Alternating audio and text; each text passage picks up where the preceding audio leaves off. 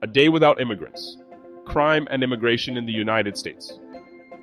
Today, numerous businesses across the United States, including Minnesota, have shut their doors, workers will stay home, and consumers are urged not to shop. The reason? A Day Without Immigrants, a nationwide initiative aimed at demonstrating the vital role immigrants play in the U.S. economy and protesting recent anti-immigrant policies. The movement highlights immigrant workers' contributions and their everyday impact on businesses, from restaurants to retail shops. Many local businesses, including restaurants like Michaelandia Bar and Grill in South St. Paul, are participating in solidarity. Manager Alejandro Morales said his restaurant, which serves as a hub for Mexican culture, has seen fewer customers since President Trump's immigration crackdown. People are afraid of coming because they might think that immigration can get in and they'll take all the people, not just our employees, but our customers as well, Morales said.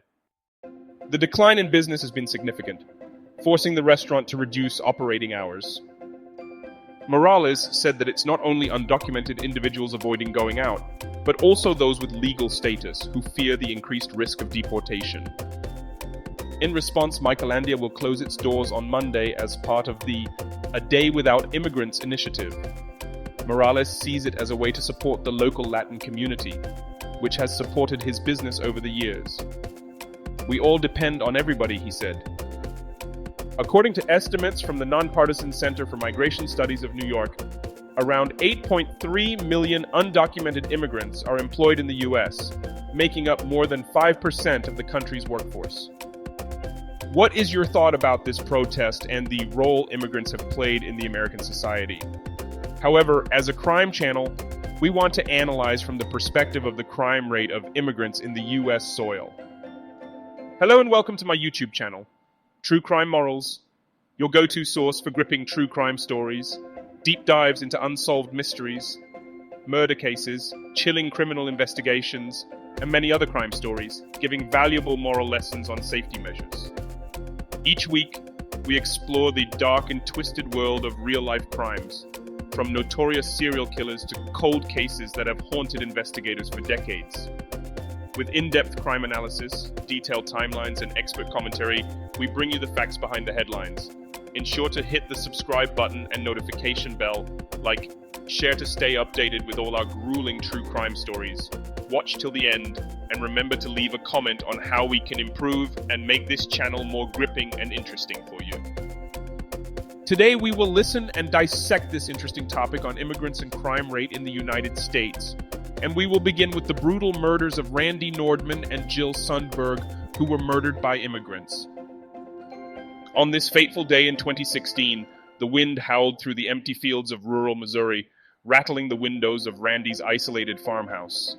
He was alone that evening, nursing a cold beer in his recliner, his hunting rifle propped against the wall. The land had been in his family for generations, a sanctuary of peace, until the night it all changed. The first sign of trouble came as a soft tapping on the door, not a knock but a scratch, deliberate and slow. Randy furrowed his brow, setting his drink down. "Who's there?" he called, rising to his feet. Silence. He hesitated for only a moment before unbolting the door. A gust of wind swept through as he peered outside. No one. Then movement. A dark figure lunged from the shadows, slamming Randy backward into the house. He barely had time to register the second man slipping in behind him before the first one's blade was already at his throat. His attacker reeked of sweat and blood, his breath hot against Randy's ear. "No noise," the man hissed, his accent thick. "We need a place to stay. You help, or you die." Randy was no stranger to danger. He had faced down wild animals and armed trespassers before. But this was different. These men weren't just here to rob him. They were predators, and he was their prey. His pulse pounded as he weighed his chances. The second man, shorter but built like a bull, was rummaging through Randy's kitchen, muttering in Spanish. Then came a sickening sound. The unmistakable clink of a knife being sharpened.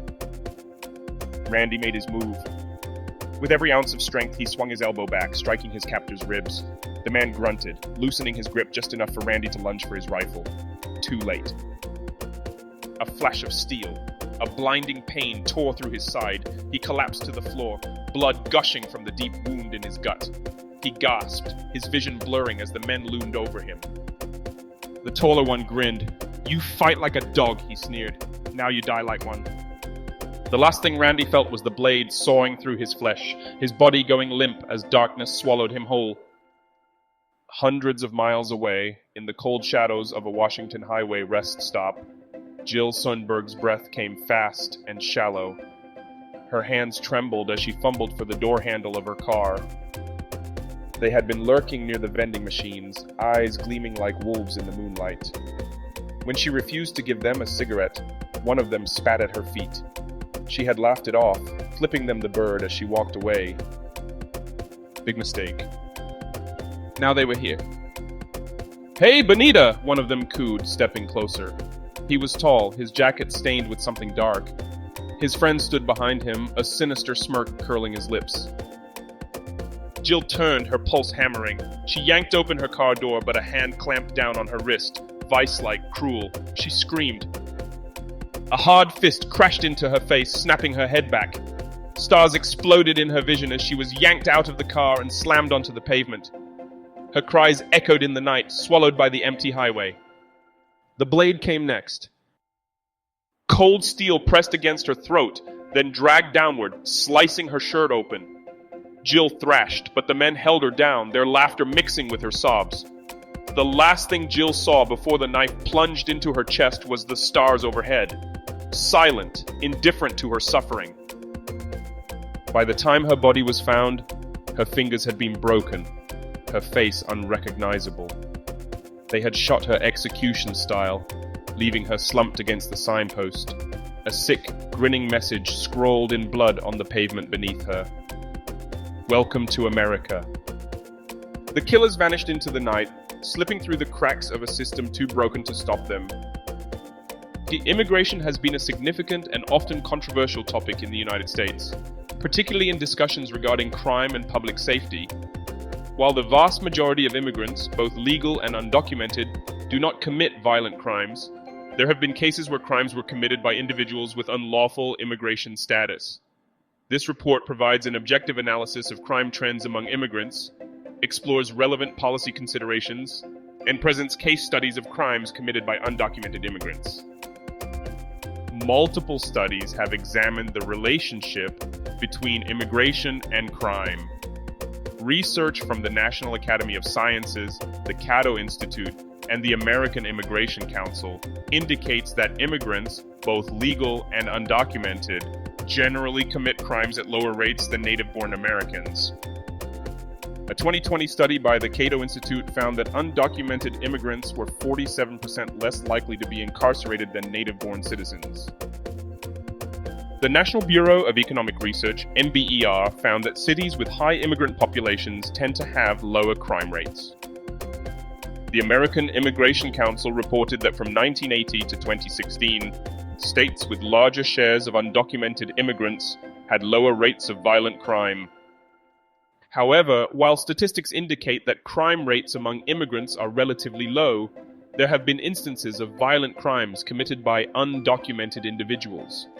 These cases often receive national attention, sparking debates about immigration enforcement and border security. Randy Nordman, a Missouri resident, was shot and killed by Pablo Antonio Serrano Vitorino, an undocumented immigrant from Mexico with a prior criminal history. Serrano Vitorino had previously been deported, but re-entered the U.S. illegally. In 2016, he embarked on a violent crime spree, killing 4 men in Kansas before fleeing to Missouri, where he murdered Nordman in his home. He was later apprehended and sentenced to life in prison. This case highlighted concerns about gaps in immigration enforcement and the failure to detain individuals with criminal backgrounds after prior deportations.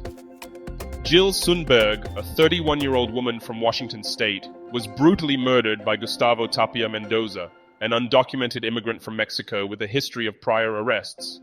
Sundberg was reportedly abducted, tortured, and shot multiple times before her body was dumped along a roadside. Mendoza and other accomplices were later arrested and charged with her murder. This case fueled discussions about the need for stricter immigration policies. and enhanced cooperation between local law enforcement and federal immigration authorities. The Trump administration emphasized stricter immigration laws, including expanding immigration and customs enforcement (ICE) operations, increasing border security and constructing additional barriers along the U.S.-Mexico border, enhancing cooperation between local law enforcement and federal immigration agencies, for example, reinstating secure communities, implementing harsher penalties for illegal reentry. Supporters argue that these policies help prevent crimes committed by repeat offenders who re-enter the U.S. illegally.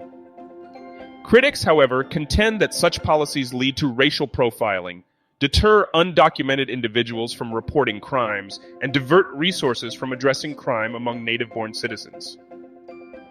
While the overall crime rate among immigrants is lower than that of native-born citizens, individual cases of violent crime committed by undocumented individuals continue to spark debates over immigration enforcement.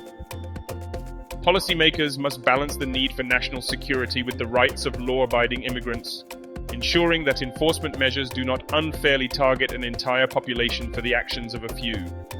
Continued research, data transparency, and a balanced approach to immigration policy will be essential in shaping future discussions on this topic.